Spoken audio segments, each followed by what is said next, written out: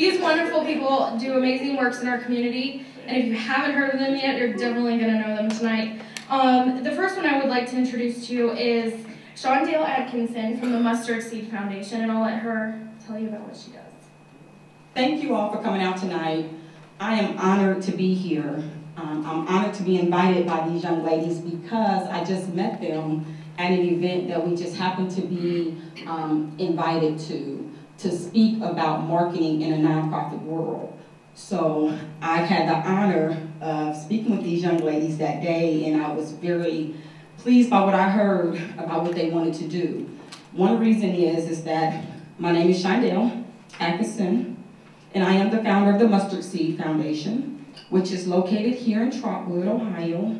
We are the only residential caring facility in the state of Ohio that addresses the ages of 13 to 18 young mothers. In this community, I've seen not only just the problems that we face with the teenage mothers, but I was one.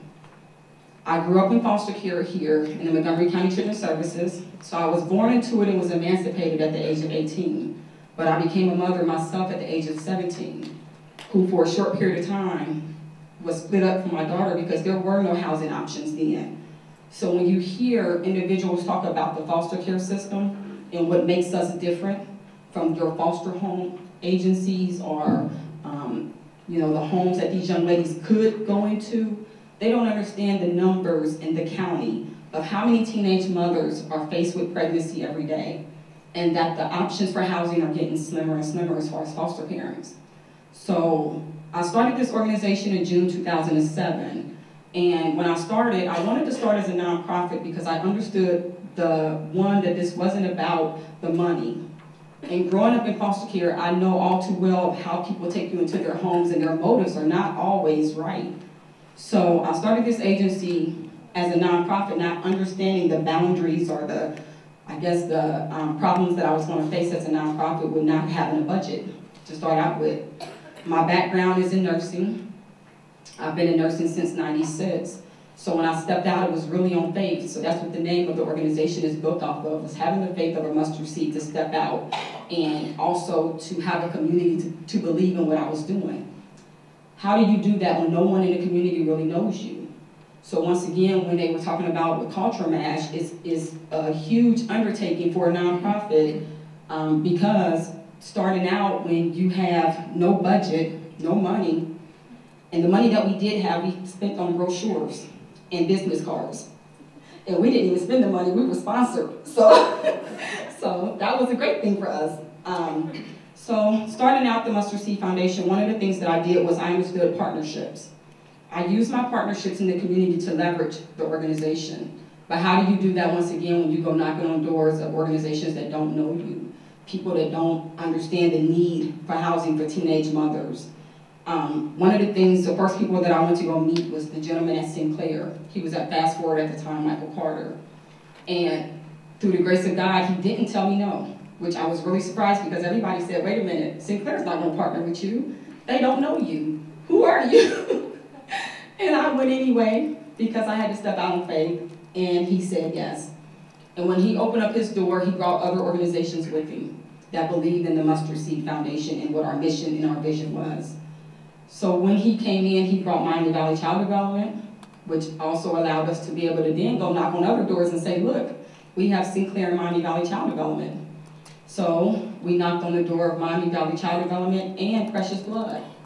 And that's where we're located at this time, is at Precious Blood. We partnered with them and the sisters of the Precious Blood, which allowed us, once again, the leverage of just getting started.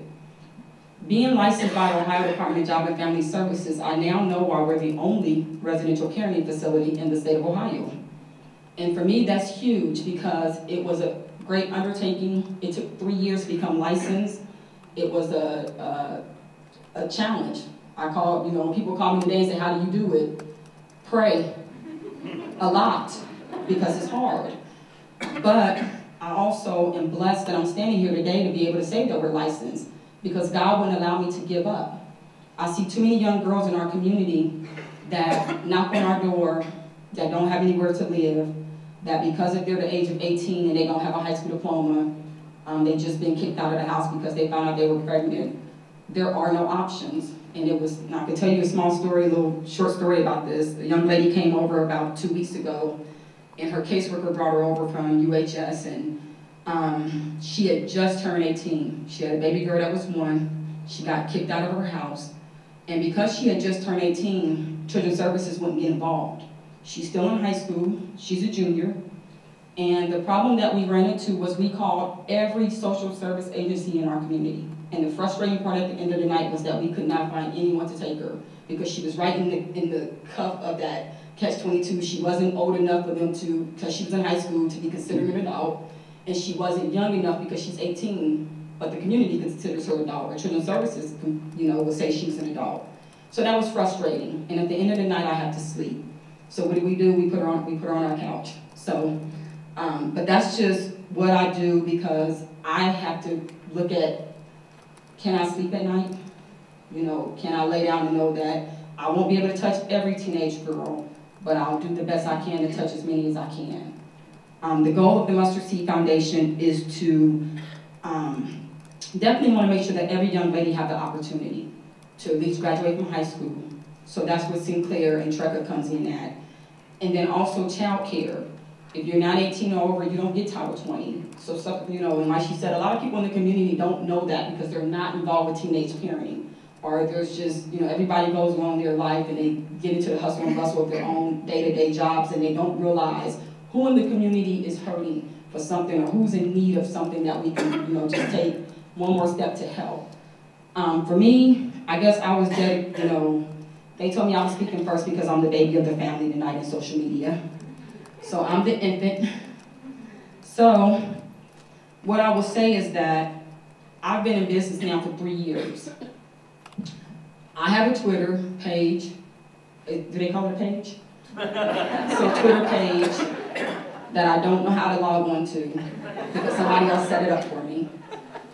That's not on there. Doing what she should be doing. So she's saying, did you log into Twitter today? No, you didn't give me a user. What did you say that thing? A username and password. So, no, I did not log on to Twitter. Now, Facebook, I do log on, and it's just enough to get myself into trouble. So, I'm happy to be here because I need help.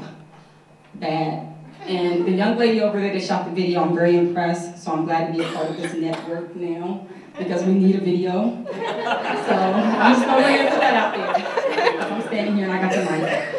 So, I'm grateful that all of you are here tonight. I'm just blessed for Shayna and Miss Carla because I know what CultureMASH has the ability to do in this community.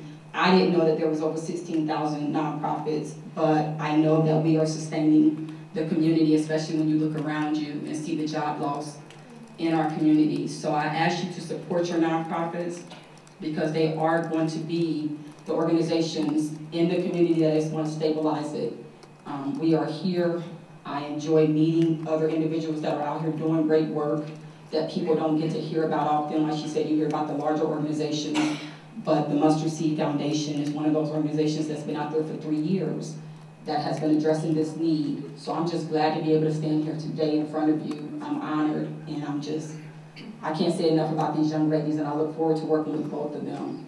So my Twitter name is, I don't know. I'm going to tell you who I am on Twitter. And so, but other than that, look for the Mustard Seed Foundation homepage. That I do know. So thank you.